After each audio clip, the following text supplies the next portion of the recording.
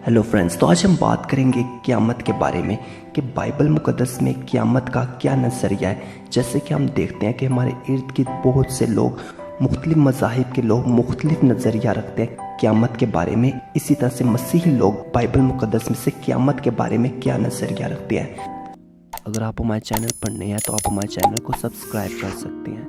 जब हम मत्ती की अंजील उसका 22 बाब और उसकी 30 आयत में पढ़ते हैं तो किसी ने खुदावंद यीशु मसीह से सवाल किया, क्या क़यामत में ब्याह और शादियाँ होंगी? तो यीशु मसीह ने उन्हें बिल्कुल सादा सा जवाब दिया। जब हम बाइबल मुक़द्दस पढ़ते हैं तो वहाँ पर लिखा हुआ है, क्योंकि क़यामत में ब्याह शादी ना होगी बल्कि लोग आसमान पर फरिश्तों की मानित होंगे। मसलन बाइबल मुक़द्दस बता रही है कि आसमान पे कोई गुनाह नहीं होगा। इसीलिए बाइबल मुक़द्दस की बुनियाद पाकीज़गी और पाकीज़गी की बुनियाद पर हम मसीह कायम किए गए हैं। तो लिहाजा हमें इस बात पर फ़ख्र है कि हम एक सच्चे मसीह हैं। तो ज़रूर हम खुदा के कलाम को जानने सीखें और इस पर अमल करें।